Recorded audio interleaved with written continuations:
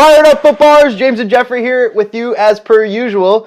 Here to cover another spitting preview against New England Revolution. The New England Revolution. Playing on Saturday, the 9th of June at 7:30 p.m. at home, Toyota Park. Also probably available on ESPN Plus. And the Fire have a playoff opponent coming in where we have to get points. Yep. It would be nice to get back-to-back wins at home. I'll read the stats, go right into it. So the Revs, surprisingly, they're in 4th place, 14 games played. Playing above their level, I would say, some would think. Well, yeah, people thought that because, they weren't playing with Lee Nguyen. Lee Nguyen wasn't playing, but here they are in 4th place. Yeah, and they've been doing this all season. So they have 6 wins, 4 draws, 4 losses for a total of 22 points. Their last 5 games, so here's their run of form. 3-2 win against Toronto, 1-0 loss against the Crew, 3-3 draw against Vancouver, 1-1 draw at Atlanta United, a 2-1 loss at New York Red Bulls. They have 24 goals for, 20 goals against, so that's plus 4 GD, and 15 of those 24 goals are from the open play, so from the run of play. Got some more stats here. I love how you're writing this down, taking some notes. Hopefully you guys are too. Okay. Goals per game, they average 1.7, so that's actually quite a bit. 1.7, that's more than we've seen. Possession, they're not a big possession team, 48%. That's what they average per game. Shots per game, 14. Seems to be the average, by the way. Yes. Style. So here's how they play. So like I said, they're not a big possession-orientated team. They like countering, so they like to counter, go down use the width, use those flanks, get those early balls in, those late balls, those negative balls in, and cause problems that way. So a lot of basically ways that other teams have caused the Chicago Fire problems in the past. It also sounded like you told me that they're kind of Giovinco, where they're shots by volume type of team. Yes, they shoot a lot. They shoot a lot from distance. It's because they don't have very much possession. So they're really a counter-attacking team, so they don't have that sustained possession in the other end. And the key word that you said there is counter-attacking team, and that puts a little fear into me because the Fire specifically struggle against counter-attacking teams, or at least counter-attacks. Well, that's how they gave up the goal against, Philadelphia. Not Philadelphia, last game. Who was it? Who was the last home game? Earthquakes? Earthquakes, oh my God. Oh, Earthquakes. Well, you saw it in Philadelphia, too. Philadelphia, Earthquakes. We've seen it all season from the Fire, where they've gotten beat on the counter. Yes. So to have a team that comes in here specifically plays that way, we're going to have to probably change our tactics a little bit to, to embrace that. It's funny because their weaknesses themselves, they're weak to the counter. So when they're stretched, they're weak. They struggle with through balls. They struggle with keeping a lead. They don't have possession. And they're bad at defending width. So I think those things bode well for the Fire. So the Fire can, get their fullbacks wide, get their wingers wide, and establish that possession in the opposition's half.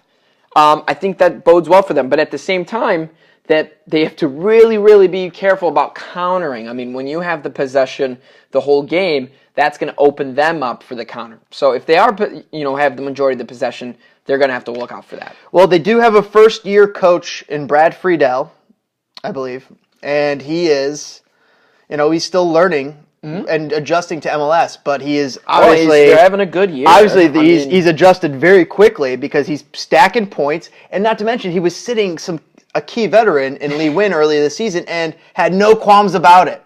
And look what he was able to do. They still have some quality players. Teal Bunbury has 8 goals right now. Yep. Pineda has 5 goals, 5 assists. Diego Fagundes has 4 goals, 3 assists. Caicedo. So they have some attacking, premise here. I'll read their normal starting lineup. Teal Bunbury is up top. Pineda is out wide left. It's a 4-2-3-1. Again, that 4-2-3-1 that we see all the time in MLS. Fagundes is that cam. Caicedo is that right winger. Zahino and Caldwell are their 2 center mids. Then their back line is Tierney, Delna, Anibaba, and Farrell. And their goalkeeper is Turner. So probably the weakest spot for this team is their back line. So they're a little top heavy. And, that explains why they're a counter-attacking team. Yeah, they have 24 goals for, 20 against. So, It's going to be a battle. It's going to be a battle. They've gotten results against some good teams. Is Yes. what that scares me. But it's kind of struggling as of late. But, I mean, you get a draw against Atlanta. I think that's a success, especially Yeah, going at into Atlanta. Atlanta and Yeah. you're getting points there. I mean, and you're able to beat a Toronto a few weeks back when they're trying to right their ship.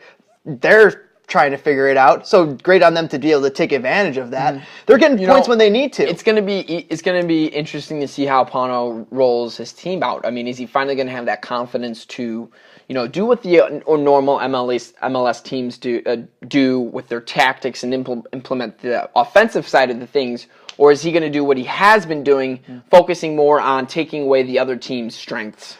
So I wonder what kind of lineup or what tactics he's going to roll with this. Perhaps the biggest, because they are a good team. Perhaps the biggest factor going into this match is who's going to be deployed earlier in the week during the U.S. Open Cup match against Columbus. Yes. And who's going to be available come Saturday. Yeah, I mean, God. Especially on short notice. Matcher congestion is a huge thing right now with this team. Injuries, they are getting a lot of guys back, though. The lads looked gassed last match, which was only a couple days ago, and they're in just a mixture of fixture congestion here. I think Baquero's back, Dax is coming back. Injuries people who have been injured are coming back. Baquero, Elliot Collier is coming back. Dex McCarty's starting to get back. Lucho's back. But you need these guys this week and last week not to be coming back this week because it's hard to be relied upon. On such short notice because you don't want to re-aggravate that injury, just like the coach doesn't want to lose you by risking that. Especially when it is an important game. I mean, this or is an important player. Game. The Fire they're close to a playoff spot, very close to a playoff spot. So we need these points, and after especially to nick points off of a actual current playoff contender, and to knock them down. And the next few matches are very winnable games too. So I mean, if we can just keep eating up points, eating them up, and just keep getting closer to playoff contention, to stay in playoff contention, because that's really what it's about. Let's get going into our players to watch. I'll start. A player that's been in the MLS for a while, Diego Fagundes. 4 goals, 3 assists currently. Just a real fun player to watch. Creating player. He's that Cam number 10 prototypical player like that. So he's always a player to watch. I'm picking Blue, my boy Blue. Teal Bunbury, let's go. Yeah. Jesus. Teal. 8 goals. He's been doing great. When I heard that kind of astounded me. He's been one of those players that, you've been expecting to finally turn it on, and there it is. Yeah. I mean, maybe with Lee Nguyen walking away and kind of, opened up some room and, made a different role for him. So. Well, there's a couple of guys, too, that are missing from the last time we saw New England last season. Mm-hmm. Some key guys, including Lee Nguyen, gone. Yeah. So, he had tons of assists last year, Lee Nguyen. So, your match prediction. Match prediction, Fire at home.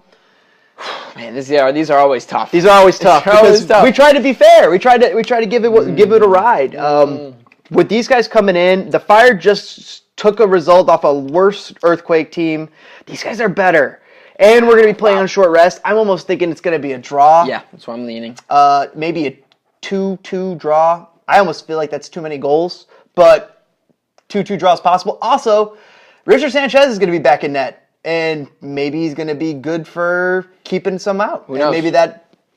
Maybe that puts it back into our favor. I'm not entirely too sure. I'm going to say a 1-1 draw. Wow. Again, it's so hard to predict, though. I mean, of course. It's just like this, the ever-changing formation and the injuries. I mean, it's really gotten to the point where I think last year it was pretty easy to predict, this mid-season what the Fire were going to do. There's consistency. There was consistency. This year, it's like the lineup's so different. The tactics are changing. But yeah, I'm going to say 1-1. I think the Fire are going to nick a point here. They need a point. Yeah, they're going to get that point, keep that point streak going. And then, like I said, those following 2 games are going to be very important because they are winnable games. So let's just keep getting these points. All right, that's where we are. If you guys enjoyed the analysis, toss us a like. If you have anything to add, comments below, predictions too. We'll see you guys later for a little bit more Spitting Fire. And always, subscribe for more.